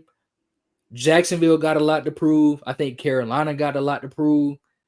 I think Jacksonville is probably under more heat to win this game because number one, they're at home, I believe, right? Yeah. And then obviously you got Travis Hunter, Trevor Lawrence. It's like year 5 for you. Now it's time for you to also show what you can do. I think Carolina, I think we still young. We still got a young team, young play callers, young new head. I mean, Jacksonville got a brand new head coach too. Yeah. But I mean, it should be a good game, man. I don't know who's gonna win. It could really go either way. I think Carolina probably should be. Who's favorite right now? Jacksonville? Jacksonville's favored by 3 points. Yep. Yeah, see, I don't know about that. I don't think they're 3.5 points, actually. Yeah, I don't think they're 4 points better than the Carolina Panthers. I don't think they're better than the Carolina Panthers at all. I'm going to be frank with you. Okay, so what you saying that, who you think winning on Sunday then? It should be the Carolina Panthers. But, so you got the Panthers beating Jacksonville on Sunday? Yeah, well, you know what? Actually, let me back this up. Because I forget, the Panthers' defense was the worst in the league last year. I forgot. But there's a couple things in the preseason. Yeah, you're right. I don't know then. I still think Jacksonville's probably gonna win this game. I'll just give my take real quick. I think Jacksonville still wins this game. I still gotta see what the Panthers defense. I think the most excited on Sunday to see what Bryce and that offense does. That's what I'm excited about seeing. I'm not really excited about seeing that defense. Now, granted, we will have Derrick Brown back and stuff like that, so that's going to be nice. That's almost like a new addition to the team because he wasn't there last year. But again, man, I got to see what that offense looks like. That's probably what I'm the most excited about is seeing what that offense looks like. Right. And this is a big year for Trevor Lawrence and company too, man. He just got paid. Again, it's go time for them. It's go time. You got BTJ. I think they said they had did I see this right today that they had Travis Hunter starting at wide receiver and he's back up at corner? Was that? I think I either seen that or it might have been vice versa. But I'm excited to see what that offense is going to do in Jacksonville too. So it's going to be interesting, man. I'm not going to lie. It's going to be an interesting one. But I got Jacksonville winning this game. I hope the Panthers win it. I'll be rooting for the Panthers, of course. But I got Jacksonville winning this game, bro. It's going to be a good one, though. And I think it's two teams that got a lot to prove, too. I want to talk about some of these late afternoon games real quickly. 49ers versus Seahawks is going to be a pretty good one out west at 4:05. What you kind of think about that one? Right now, San Francisco is a 2-point favorite in Seattle. In Seattle? Yeah. Yeah. I mean, that's what come with it when you lost your QB1 and you lost your wide receiver 1. You know what I'm saying? Or wide receiver 2, however you feel about Jackson Smith-Njigba. But I think I don't know, man. I still don't believe in like Sam like that. You know what I'm saying? I feel like every quarterback cooks in that Vikings system. Like, that's why I'm kind of like, I don't know. That's right. We'll have to see. I don't know, man. I don't see it with Sam. I mean, again, this is the same dude when he left the Jets, he came to Carolina. Now he started off hot, but he still was bad. Yeah. You know what I'm saying? He wasn't. He kind of started struggling towards the back end of last year. With wheels fell off. Kings. Yeah. He voided a 5-year, whatever, damn near $200 million contract just based off of them last 2 games. That's how bad he was. I forgot how much he ended up signing with the Seahawks, but I ain't vibing with it. Now the 49ers, on the other hand, they got a lot of injuries that they dealt with last year. We got to see what it's gonna look like this year. You know what I'm saying? I don't know who's back. I don't know who's healthy. I don't know what the word is on McCaffrey. I don't know if they saying he back and good because they were saying last year he might not even play football again. So I'm trying to figure out. Yeah, I'm trying to figure out how all of a sudden he got a full bill of health. You know what I'm saying? Because I know I'm not making that up. Y'all, somebody in the comments, let me know if y'all remember them saying that shit. I think I remember them saying something like that for real though. It was something bad, bro, and now all of a sudden he just good. Because wasn't it something like his Achilles tendon or something like that? I thought it was his knee or something. It's something about a tendon. I don't know. I can't remember exactly. I do remember that though. Ayuk is out, right? He tore his ACL. Yeah, he's out. Ayuk is out. Yeah. You know what I'm saying? Juwan Jennings, I think, is hurt right now. You know what I'm saying? So they still gonna be their best wide receiver, low key. And he probably will be regardless anyway. Yeah, but regardless, I just think, I mean, they ain't really got a whole lot to be excited about either in San Francisco if everybody's not. AB said, that's what I thought. He had an Achilles injury, but it never tore. And you know what them Achilles injuries is sometimes it's almost best for that bitch to just rip on off because if not, it's gonna be a lingering thing, bro. Oh no, I don't like that, Christian. Yeah, so that's dangerous. Yeah. Let's move on. Like I said, Seattle, real quick. Seattle got Cooper Kupp. Just wanted to bring that up. Yeah, they did. That is true. I forgot about that. He did get back home. This is another really good game in the afternoon. Lions versus Packers. I'm kind of interested to see what the Lions gonna look like this year, man. Last year I thought was really special for them, but they just had too many injuries at the back end of the season. Aiden Hutchinson should be back. So they should be in a better place this year health-wise. And then obviously we just talked about Micah. Kind of want to see what he's gonna do with a new team. What's your take on this game? Who you got winning this one, bro? Who's at home? Green Bay. Green Bay's at home. They're a 2-point favorite. And it's a night game. This the Sunday night game. It is a 4:25 game. So evening game. Who the Sunday night game? But anyway, the 4. We're gonna get into it in a few seconds because you're gonna love it. Oh, it's us. That's right. Yeah. Yeah, No, yeah. but I think the Lions. I don't know, man. I'm excited to see. I think the Packers got a lot to prove to me personally, Yeah, because same. the Packers, I feel like on paper they're a very complete team. I mean, they have a lot. They got the quarterback.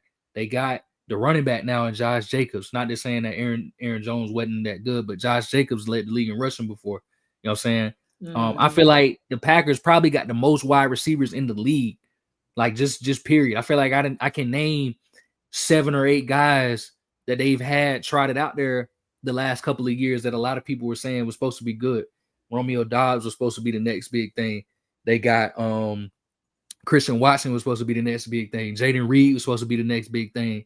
They got your boy Matthew Golden now. You know what I'm saying? They got Tucker Kraft and what's the other dude? They took 2 tight ends that year. I can't think of his name right now. I Tucker can't think of Kraft the other one's name. What was that kid's name? I can't think of the other one. It'll have to come to me.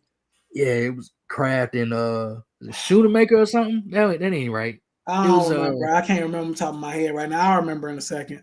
They was both decent though. They got 2 guys Yeah, at tight end. I know exactly who you're talking about. I just can't think of his name right now. Yeah. And then defensively, now you add Micah Parsons to the mix. I know they say he's dealing with a back injury. That's actually Musgrave. Luke Musgrave. That was his name. Yeah. My bad, bro. That thing was bothering me, bro. No, you good. No, that's Musgrave. right. You that good. was his name. Thank you. Now you add Micah Parsons to the mix. So there's a lot going for the Green Bay Packers. And then on the flip side of things, when it comes to Detroit Lions, it's about what you lost. All your coordinators. So what's the offense gonna look like? You know what I'm saying? Are they gonna keep Ben Johnson's system? Which obviously probably won't be wise to do because he'll spot that twice a year. Or what are you gonna do? I'm curious to see what they do there. I'm gonna take the Lions just because. Actually, no, I'm gonna take the Packers. I'm gonna take the Packers this week. I'm taking the Lions, man. I'm really big on the Lions this year. I hope they stay healthy and stuff. I kind of want to see Jameson Williams kind of grow a little bit more as a player. Amon St. Brown had a really good past, really 2 years. He's been really, really solid. Want to see him have another good year again. So yeah, I kind of want to see. And then AB just said it in the comments, they saying the Lions gonna throw down the field more. I would love to see that. I think Goff has done good since he's gotten to Detroit, and I think that's another part of his game that could be enhanced a little bit is throwing the ball downfield. So I like that one. Let's move on because I'm telling you, I want to kind of talk about all 3 of these games, then we're gonna go ahead and close it out for the night. Texans versus the Rams at 425 as well. So it's some hitters at 425. In LA is a 2-point favorite. How you feel about this game? Because I low key like I'm really liking the slate right here on the back end of the day. Yeah, Texas and Rams. Who's at home? You said LA, the Rams. So it'll be in SoFi. We're gonna see what's going on. Matthew Stafford, man, he old as hell. And then he was having injury problems too, because he didn't even come to practice till like last week or something like that. That's what I'm saying. They keep saying he got some kind of new injury every week, and it's like, man, at some point, man, it might become a problem. You don't want that because we talked about this last week. If he goes down, your backup, your starter is Jimmy Garoppolo. You're done. Nice. You're done, and you're gonna cost me $1,500. So I need Matthew Stafford to stay healthy. But other than that, man, I think the Rams take care of business at home. Obviously they're a really good team when Stafford plays. I mean, they're arguably one of the best in the league when he plays. So as long as he's playing, as long as they're good, as long as they're healthy, they add Devontae Adams to the mix. I think the Rams. I'm probably taking home teams everywhere this week, to be honest with you. Yeah, I think I'm going with the Rams too, just because, like you said, week 1, you know what I'm saying, they got to take a trip out to the West Coast. I think that could be always tough for a week 1 game. So for me, I think I'm gonna go ahead and go with the Rams as well. I'm excited to kind of see what Kyron Williams does too this year. Kind of want to see him continue to build on what he's got going on. Obviously, Devontae Adams now around. Kind of want to see what he does too as well with Puka. So I'm kind of excited to see if Matthew Stafford can stay healthy. And I think the Rams have a really good young defense too as well. AB brought that up in the comments. Jared Verse, the 2 Florida State boys, Brandon Fisk. They got some good guys. They got some really good guys on defense. So I'm kind of excited to see that game. But I'm with you. I'm going to go Rams. Now, the game I kind of want to spend the most time on, we can spend about maybe 5 minutes on this game because I do want to get us on out of here. Ravens versus the Bills, who I think is the best game of the day in my personal opinion. Nice. Now this game is in Buffalo. Buffalo is a 1.5-point favorite in this game. Yo, boys, I'm gonna let you have the floor. I'm not even gonna really talk. Hey, what you think? What your boys gonna do? I kind of wanted to give you at least like 5 minutes or so to just talk about your guys in this game. Yeah, no, it's a monumental matchup in week 1. I mean, I think, look, I know I think these are the best 2 quarterbacks in the league. I'm gonna just say it. I think these guys are the 2 best in the game right now. I think they're amazing. They carry teams. I think Josh this year, you got so Keon Coleman in his second year, right? Yeah. You got, I think Khalil Shakir is still there, right? Yeah. You got Kincaid is your Kincaid is your tight end. Mm-hmm. I mean, they still got Dawson Knox too, don't they? I don't know if he's still there. He might he still be there. Okay, go ahead though. I'll look it up. But he didn't play too much last year. You know what I'm saying? Mm-hmm. Kincaid kind of took that job, and they don't really use the tight end. By the way, but go ahead. Yeah, they don't really use the tight end that much to really be thinking about too. You know what I'm saying? Mm-hmm. It's not like Kansas City. They be going through like 3 tight ends, but no.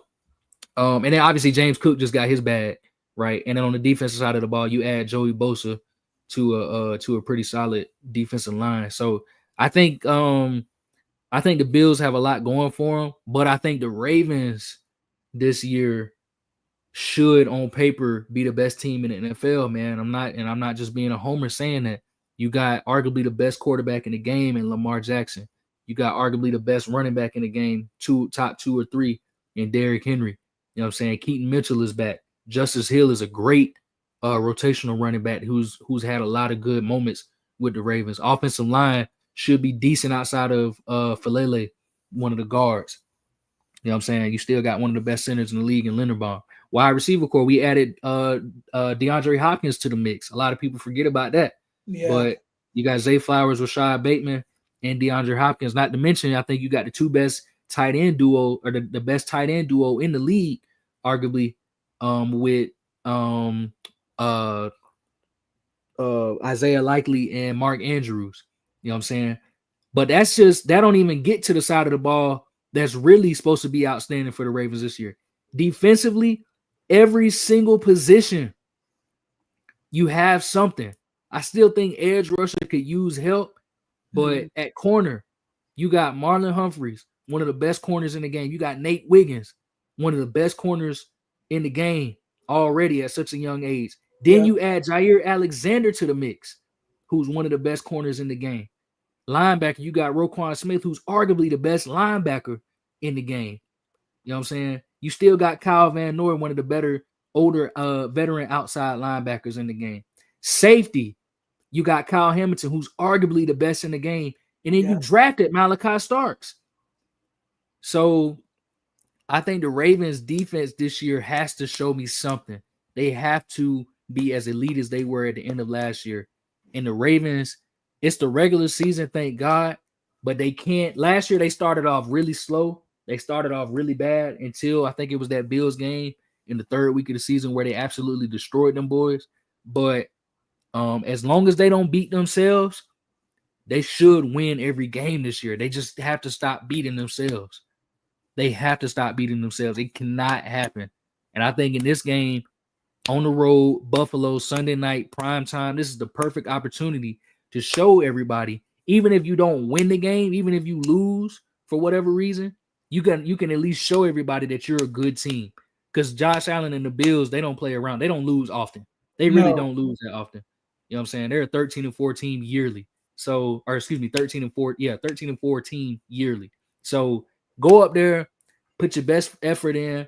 You got to win. I think it ain't a must win, but you should win. Yeah. That's all I got to say. Yeah, man. I think this is a game where I would like for the Ravens to win as well. I think this would be a really good, game. And obviously, these 2 teams, this probably won't be the only time they see each other this year, right? Like, we probably both believe these are probably 2 of the top 3 teams in the AFC this year. Them, the Chiefs, and the Bills, including the Ravens and stuff like that. So I'm interested to see kind of what this game goes, but I actually think Lamar tends to play better at the beginning of the season. I don't know if you noticed that. But normally, like the first couple of weeks, I mean, he's really good in the regular season period, but he's on like another level at the beginning of the year when he's fresh, healthy, completely, 100%. Like I always think about that game when he played against Miami. I think that was like 3 years ago, and he was like spectacular. Like it was one of the best performances I've ever seen, and he just looked amazing. But he's always really good at the beginning of the season. So I kind of think the Ravens are going to win this game, honestly. I really do. And then to top the weekend off on Monday night, we got the Vikings versus the Bears. Just give me a quick 30 seconds. What do you think? I got the Vikings winning this game, bro. I'm believing in that team. I know they got a lot of injuries. I know they got a lot of injury issues. I don't care what nobody say. Anybody can cook in that daggone offense. And I'm going to continue to believe that. I still kind of want to see what Ben Johnson does. I do think talent-wise that the Bears are actually better than the Vikings, but I think the Vikings actually win this game. Yeah, I think the Bears should be they should be better than they should be great, honestly. I mean, there's really no excuse. They got talent all over on both sides of the ball. Who's at home? It's in Chicago. Minnesota's a 1.5 point favorite in the game. That's gonna be, you know what? I'm gonna take the Bears actually. And the reason why I'm going to take the Bears is because this is J.J. McCarthy's first NFL snap. Correct. And it's in prime time. That's going to be tough. Correct. I mean, and you're going up against – I think Ben Johnson has a lot to prove. I don't think it's going to be a Belichick situation where they're going to get absolutely dog walked. I think Ben Johnson going to come out there and show people why he was the hot commodity in the coaching carousel for 3 years in a row. Yeah. You know what I'm saying? I think he's going to show up. I think he's going to show out. I think he's a big fan of Caleb Williams. Now, I did hear that him and Caleb was having a little issue because Ben Johnson likes to take a lot of single back. He likes to take a lot of snaps under the center. I think he takes I think his offenses usually take about 50% of snaps under center, which is by far the most in the league these days, which is crazy. But and Caleb is never taking a snap under center. You know what I'm saying? He's a 100% a shotgun quarterback. So I'm interested in seeing how that works. Overall, though, I'd rather take a guy who's seen the NFL for a year over a guy that, played at Michigan and didn't really even have to do much there. You know what I'm saying? So I think JJ's gonna struggle a little bit in the first game, especially on the road in prime time. So I'm taking Chicago. I think it'll be a good one, though. I think it's gonna be a really good game. Yeah. I kind of agree with you, man. I think it's going to be a really good game. I'm going to take the Vikings in this game. Listen, man, we had 300 people in here tonight. I know this was a longer one. It was an hour and 40-something minutes, but we appreciate y'all. We love y'all. We thank y'all for all the support. Really good episode tonight, man. We thank y'all. Cam, I know it was a long one today. Thank you, brother. I wouldn't want to do this pod with nobody else, my brother. Really enjoyed it tonight. Did you want to say anything to the folks before we log out for the night? Nah, man, I appreciate y'all once again for tuning in. Please like and subscribe on all your platforms. My bad to cut you off. One more thing. We didn't talk about Chapel Bill last night. Just 3 seconds. That was awful. Yeah. Chapel Bill looked a mess. And TCU absolutely took it to Chapel Bill. It was bad. After that first drive, I was like, ooh, okay, UNC. Like, this looks really good. And after that, it just plummeted. And, you could kind of tell in the building, too, the atmosphere, you could feel it. Like, okay, North Carolina feeling it. Like, you could feel it. Colorado, their first game against TCU as well. Like, you felt the atmosphere. You felt the vibe. And then, after 25, 30 minutes, it was terrible. Gio Lopez, I don't know what's going on with him, but he was absolutely dog crap. But Chapel Bill, that was embarrassing.